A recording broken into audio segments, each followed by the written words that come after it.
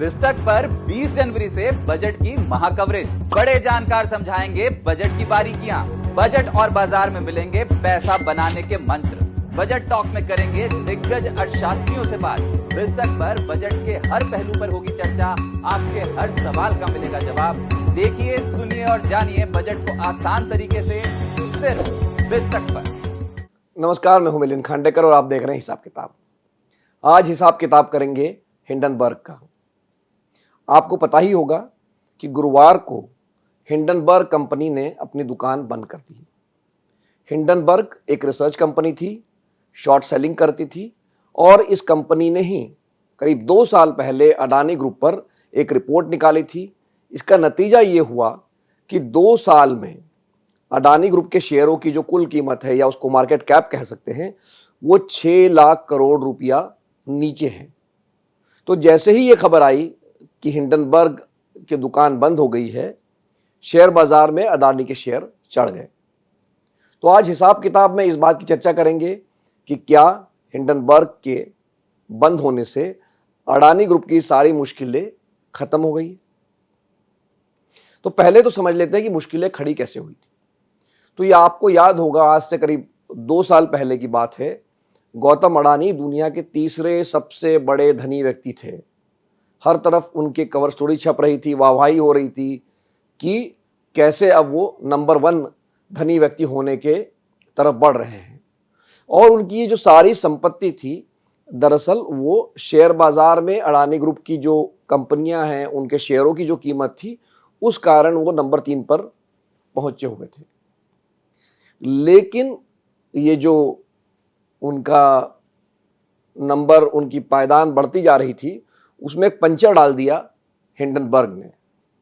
उसने एक रिपोर्ट निकाल के कहा कि ये बहुत बड़ी ठग कंपनी है, ऐसा आरोप लगाया। ये बहुत गड़बड़ियां करती है और मुख्य रूप से उनके 3 आरोप थे। पहला आरोप ये था कि उनका कहना यह था कि इनके जो शेयरों की कीमत है वो कम से कम 85% ज़्यादा है। दूसरा उनका कहना यह था कि जो शेयरों की कीमत भी बढ़ी है, वो कंपनी ने खुद ही हेरा फेरी करके बढ़ाई है। मतलब इन्होंने ही अपने शेयर खरीदे हैं और यह आरोप लगाया कि उससे उन्होंने अपने दाम बढ़ा दिए हैं। तीसरा एक और बात उन्होंने कही थी कि इस कंपनी पर काफ़ी बड़ा कर्ज है। ग्रुप पर अगर आप देखेंगे 2.2 लाख करोड़ का कर्जा है, कि जो कि बहुत बड़ा कर्जा है। तो ये जब रिपोर्ट आ गई, पूरा हल्ला मच गया देश में, पॉलिटिकल सर्कल में, बाजार में। मामला सुप्रीम कोर्ट तक चला गया। वहां पर याचिका लग गई। सुप्रीम कोर्ट ने सेबी की जांच बैठा दी, लेकिन उस जांच में कुछ निकला नहीं। एक तरह से मामला ठंडा पड़ गया, क्लीन चिट मिल गई। लेकिन मुसीबत खत्म नहीं हुई, क्योंकि हिंडनबर्ग ने पिछले साल क्या किया कि सेबी पर ही आरोप लगा दिए। सेबी की जो चीफ है माधवीपुरी बुच, उनके खिलाफ रिपोर्ट निकाल दी। उन्होंने उनका संबंध जोड़ दिया अडानी से। उनका यह कहना था कि अडानी के भाई विनोद अडानी के जिस विदेशी फंड में इन्वेस्टमेंट थे, उसी में माधवीपुरी बुच और उनके पति के इन्वेस्टमेंट थे। उन्होंने ये भी कहा कि वो उन्होंने जो उनके इंटरेस्ट थे, जिन जिन कंपनियों में उनका निवेश था, और उसी के बारे में सेबी में बैठकर उन कंपनियों पर वो फैसले दे रही थी। तो जैसा हल्ला मचा था अडानी के बारे में रिपोर्ट आने पर 2023 में, वैसा ही 2024 में मचा जब सेबी पर यह रिपोर्ट आई।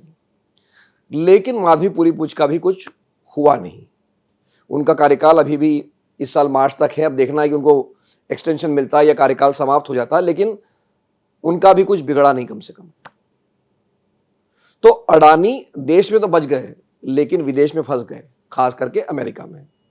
तो ये आपको याद होगा कि कुछ महीने पहले अमेरिका की जो इन्वेस्टिगेशन एजेंसी है FBI, और वहां की जो रेगुलेटर है SEC, मतलब सिक्योरिटी एक्सचेंज कमीशन, इन दोनों ने अलग अलग केस दायर किए अडानी पर।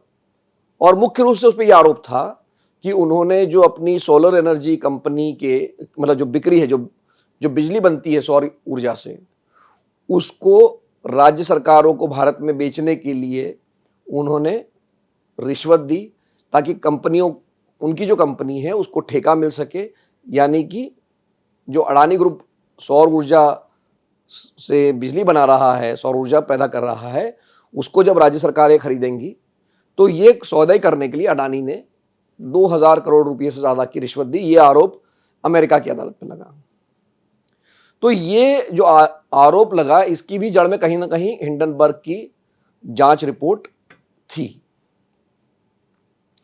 तो कहने का आशय यह है कि हिंडनबर्ग भले ही बंद हो गया, लेकिन अडानी ग्रुप की टेंशन अभी खत्म नहीं हुई है, क्योंकि अमेरिका में ये जो केस चल रहा है उसमें 3 ही ऑप्शन है।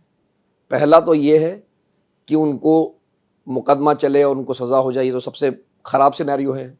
दूसरा ये है कि मुकदमा चले और वो बरी हो जाए, तब तो उनके लिए बड़ी राहत होगी। और तीसरा ये सिनेरियो होता है कि भाई एक कोई समझौता वो कर ले, जुर्माना देके ले देकर। आमतौर पे अमेरिका में जब कंपनियों पर मुकदमे चलते हैं तो वो जुर्माना देकर एक समझौता करके केस बंद कर लेते हैं। तो हिंडनबर्ग भले ही बंद हो गया होगा, लेकिन ये केस अभी बंद नहीं हुआ है। ये उनके सिर पर एक तलवार अडानी ग्रुप के ऊपर लटक रही है। वो कब तक लटकेगी ये देखने वाली बात है। तो हिंडनबर्ग के बंद होने से शेयर बाजार भी थोड़ा खुश हुआ और जाहिर है अडानी ग्रुप भी खुश हुआ होगा, लेकिन आधिकारिक रूप पर से अडानी ग्रुप ने कोई प्रतिक्रिया नहीं दी है। लेकिन एक जो प्रतिक्रिया आई है, सबसे आखिर में ये बता रहा हूं, वो गौर करने लायक है। वो प्रतिक्रिया आई है अडानी ग्रुप के जो CFO है रॉबी सिंह, उन्होंने एक सोशल मीडिया पर पोस्ट किया और कहा कई गाजी आए और कई गाजी गए। मतलब उनके कहने का आशय यह था कि हम पर आरोप लगते रहेंगे लेकिन हमारा जलवा बरकरार रहेगा। ये कहीं ना कहीं आत्मविश्वास कह लीजिए, अति आत्मविश्वास कह लीजिए, ये अडानी ग्रुप के CFO ने दिखाया है। तो बेशक हिंडनबर्ग जो बंद हुआ है उससे अडानी का हेडेक कम हुआ है, क्योंकि अगर वो पीछे लगा रहता, क्योंकि जैसे पहले उसने किया था कि पहले अडानी ग्रुप पर निकाला रिपोर्ट, फिर अडानी ग्रुप की जांच करने वाले सेबी पे निकाला, तो अगर ये कंपनी अपने ऑपरेशन में बनी रहती तो हो सकता है कि आने वाले दिनों में अडानी ग्रुप के लिए और भी मुश्किलें खड़ी कर सकती थी। लेकिन मैंने जैसे कहा कि अभी भी पूरा मामला खत्म नहीं हुआ है। अमेरिका में अभी भी एक केस चल रहा है और उसका फैसला क्या होता है इसके लिए हमें इंतजार करना चाहिए। तो हिसाब किताब में आज के लिए इतना ही। ये वीडियो आपको कैसा लगा ये मुझे कमेंट बॉक्स में बताइए। अगर आपके कोई सवाल है तो वो कमेंट बॉक्स में लिखकर भेजिए, हम उनका जवाब देने की कोशिश करेंगे। और आखिर में एक और डिस्क्लेमर दोबारा से दे रहा हूं मैं कि मैं कोई शेयर बाजार का विशेषज्ञ नहीं हूं। शेयर बाजार में कोई खरीद फरोख्त ये वीडियो देखकर या मेरी सलाह देखकर या मेरा वीडियो देखकर ना करें। इसके लिए जो भी सेबी से सर्टिफाइड विशेषज्ञ है उनसे सलाह जरूर कर लें।